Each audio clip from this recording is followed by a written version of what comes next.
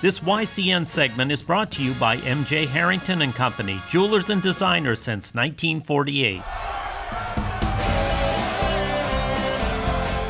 Welcome back, YCN Sports Talk. Jeremy Stout, Andrew Zerhide, and we move to the Boston Red Sox. It's the offseason. They had their big video production of the World Series. Alex Cora spoke, Dombrowski was there, and lots to go now in this. Finally, we've made it to the offseason. I know we've been talking about it for a while, but it seems like finally here, winter meetings, all that. So it looks like the Red Sox' number one priority is re-signing Nate Eovaldi. Is that a good thing to do, and will they end up getting it done?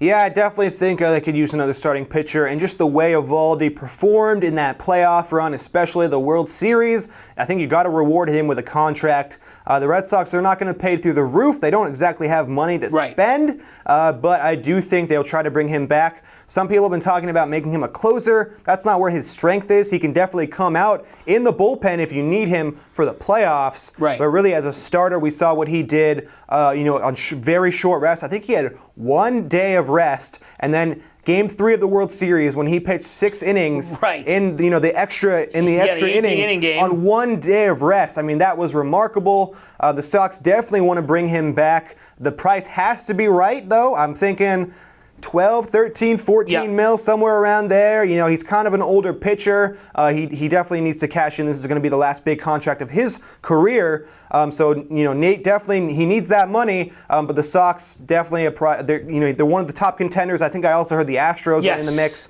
But just the way Eovaldi, he's had 2 Tommy John surgeries, so that's a little concern. But the way he pitched in that playoffs, he just made his value skyrocket. He's going to get a contract. I hope the Sox bring him back. Yeah, and the way he pitched in that second half of the year after the Red Sox signed him, first coming out with big games against the Yankees and continuing it in the playoffs and then in the World Series as well. You're right, the 2 Tommy John surgeries kind of scare you, but then you say, well, he had one, then he had another, and he's still not really, his velocity's not down, nothing's down. He's not a great pitcher, he's not an ace. You've got to be careful about, like you said, about overpaying, but if you can get him for maybe 2 years, 3 years for an average of $12 million, maybe. But the Astros and Yankees are in on him, and the Yankees lost out on Patrick Corbin.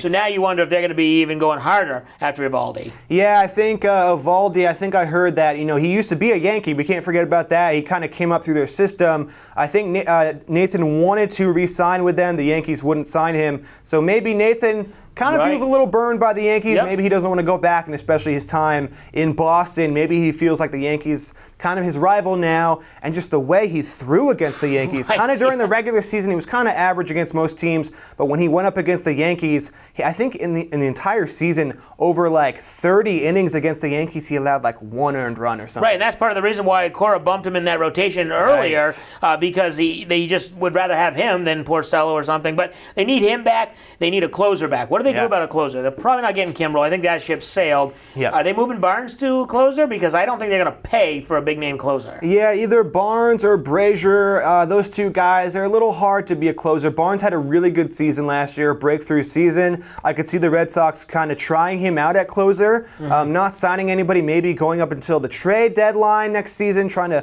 figure out what they need. I have heard that Kimbrel wants 6 years, and the Red Sox are not going to give him 6 years. I've heard that Kimbrel's agent has touted Kimbrel as arguably the best closer ever. Wow. And so the Red Sox are just not going to sign a guy like that for 6 years, especially with the amount of young guys coming up who are going to need big contracts. Mookie Betts, Xander Bogaerts, Jackie Bradley Jr., Benintendi, Devers, all these guys, they are going to need money. Chris Sale. Yeah, they got a lot more priorities. They have other priorities, and we saw in the playoffs that closing position. It's important. Craig Kimbrel was 5 for 5 in save opportunities, but he was shaky. Right. The Red Sox didn't need a lights-out closer to win the World Series. And the Astros, the same thing the year before. They didn't really have a closer. So it's kind of, the script is kind of being rewritten for that closing position in the playoffs. During the regular season, I think you need one. And Kimbrel had, I think, 40 saves every year he was here. Kimbrel had a really good time here. But in terms of what they're going to do, they're not going to sign Kimbrel.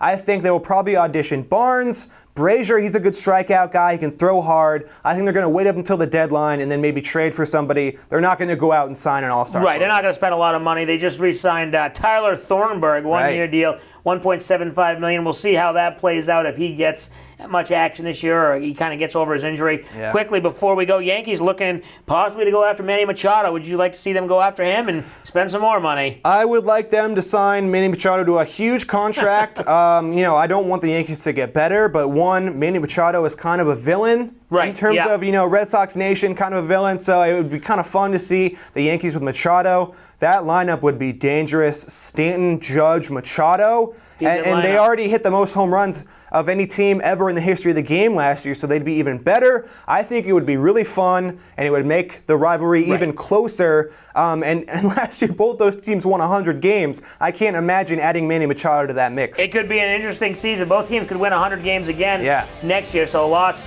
to go in the offseason before baseball kicks off next year. We'll take our final break when we come back, talk some more football, and we'll make our Salt Hill Pub Picks of the Week. You're watching YCN Sports Talk.